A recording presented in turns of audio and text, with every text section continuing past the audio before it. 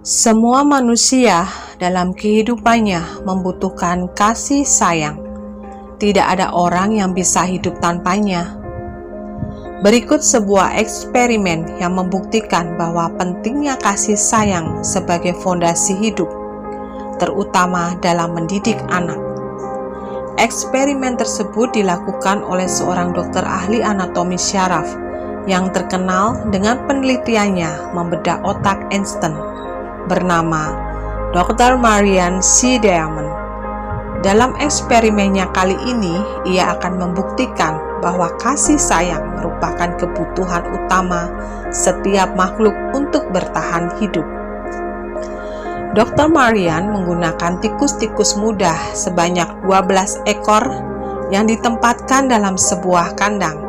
Kandang pertama dipenuhi berbagai alat yang digunakan untuk bermain. Sedangkan kandang satunya tidak diisi mainan sama sekali.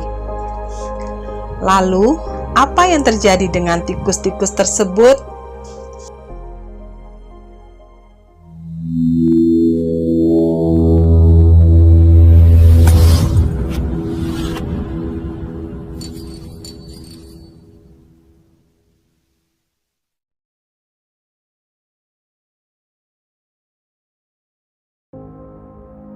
Halo semua, saya Neni Anggraini. Selamat datang di channel saya Titik Terang. Di sini kamu akan dapatkan semua info sampai tips dan trik seputar dunia psikologi. Kembali pada eksperimen Dr. Marian pada tikus-tikus mudanya. Didapatkan hasil. Ternyata tikus-tikus yang kandangnya diisi dengan mainan dapat menyelesaikan tes lebih cepat dibandingkan dengan tikus yang diletakkan pada kandang tanpa mainan. Bahkan tikus-tikus tersebut juga menunjukkan kemampuan untuk memecahkan masalah dengan lebih baik. Tidak cukup dengan eksperimen tersebut, kali ini Dr. Marian melakukan eksperimen yang sama, tetapi menggunakan tikus-tikus lebih tua berusia 600 hari yang kurang lebih sama dengan 60 tahun usia manusia.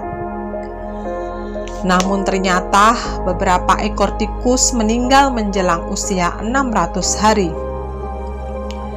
Dr. Diamond pun berpikir untuk mencoba dan memperbaiki durasi usia tikus dengan menambahkan bahan tambahan dalam eksperimennya.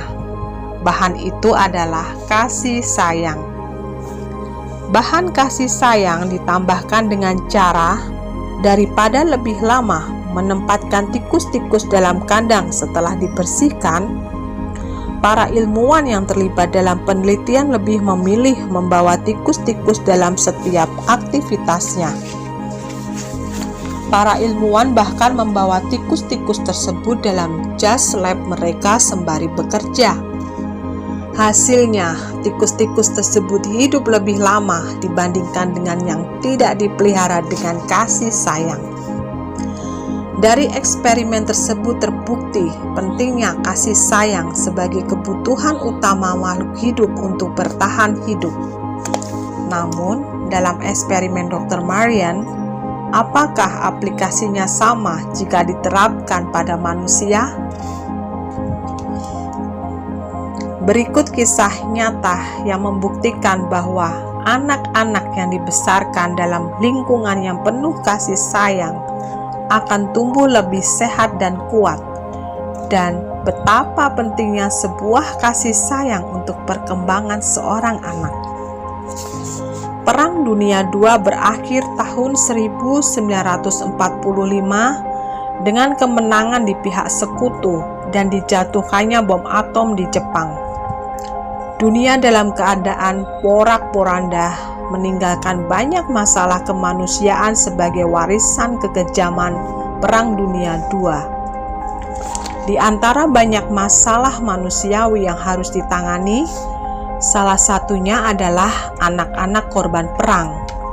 Bayi-bayi dan anak-anak yang orang tuanya terbunuh atau terpisah saat perang menjadi yatim piatu untuk selama-lamanya.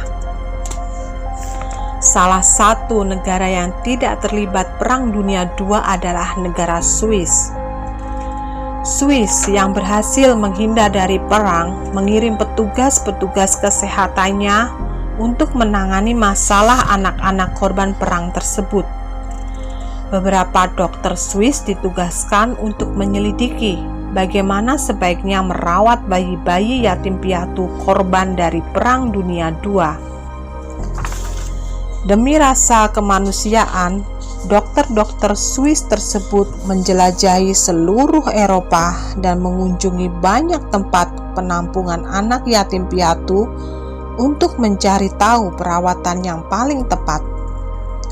Dari pengalaman menjelajahi beberapa tempat dan mengadakan perbandingan, dokter tersebut banyak melihat keadaan yang sangat bertolak belakang. Di suatu tempat, ia melihat didirikannya banyak rumah sakit darurat militer Amerika untuk merawat bayi-bayi yang terlantar.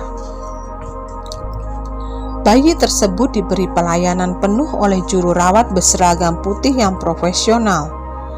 Tempat tidur stainless steel anti karat, ruang yang selalu bersih, hingga susu dan makanan khusus yang tidak diragukan gizinya. Bertolak belakang di tempat lain, justru para relawan dengan truk membawa bayi-bayi itu untuk diserahkan kepada orang-orang yang tinggal di desa-desa pegunungan terpencil. Setengah lusin bayi ditinggalkan begitu saja untuk diasuh penduduk desa. Bayi-bayi tersebut bahkan diasuh bersama hewan peliharaan seperti domba, sapi, dan anjing.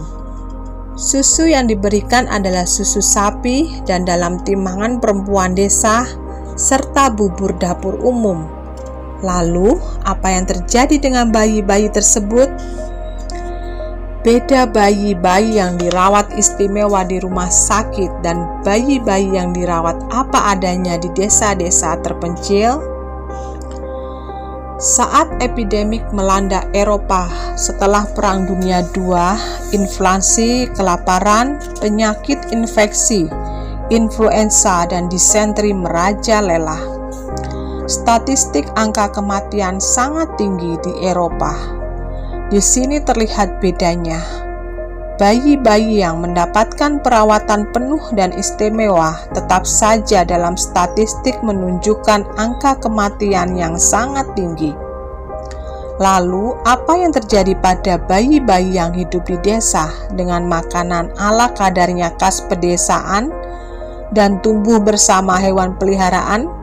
Ternyata mereka tumbuh lebih baik dibandingkan bayi-bayi yang dirawat secara istimewa di rumah sakit. Sampai akhirnya dokter itu menemukan bahwa untuk tumbuh, bayi memerlukan tidak hanya cukup gizi yang baik saja, tetapi lebih dari itu. Dan kebutuhan itu tidak bisa ditawar-tawar atau ditunda-tunda lagi. Ya, kebutuhan itu adalah kasih sayang. Yang tidak didapatkan oleh bayi-bayi di rumah sakit militer adalah kasih sayang dan belayan. Juru rawat hanya menunaikan tugasnya, memberikan susu dan makanan yang baik. Sebaliknya, bayi-bayi di desa mendapat banyak belayan, berkumpul, melihat berbagai macam hal, dan mendapat perhatian yang wajar. Mereka tumbuh lebih baik. Bagaimana bayi di desa dirawat dengan cukup kasih sayang? Dari pengamatan sang dokter Swiss tersebut, bayi-bayi di desa lebih sering mendapat kontak belayan kulit ke kulit dari 2 atau 3 orang tertentu dalam frekuensi tinggi.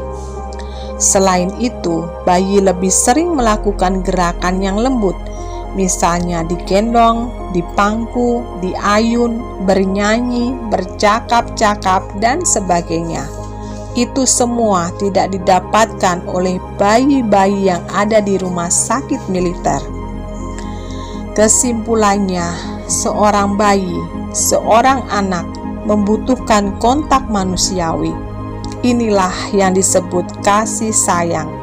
Tidak hanya sekedar makanan dan tempat yang bersih. Kalau kasih sayang tidak diberikan, maka mereka mudah sekali meninggal. Sebaik-baiknya metode hubungan adalah hubungan yang dibangun atas dasar kasih sayang. Sistem hubungan ini begitu alamiah. Pada dasarnya, setiap orang tua di dunia ini akan menyayangi anak-anaknya. Namun, dalam prakteknya, kualitas dan intensitas kasih sayang orang tua bisa berbeda. Terkadang rutinitas sehari-hari, media hiburan, dan media-media lainnya membuat kita hidup dalam dunia yang egosentris, sehingga membuat anak-anak kehilangan sentuhan kasih sayang dari orang tuanya sendiri. Kalau kita koreksi diri sendiri, maka apakah kita sebagai orang tua benar-benar memahami arti kasih sayang yang sesungguhnya? Terima kasih untuk telah menonton video ini. Jangan lupa untuk like, subscribe, dan share agar lebih banyak orang mendapatkan info yang bermanfaat. Sampai jumpa di video-video selanjutnya.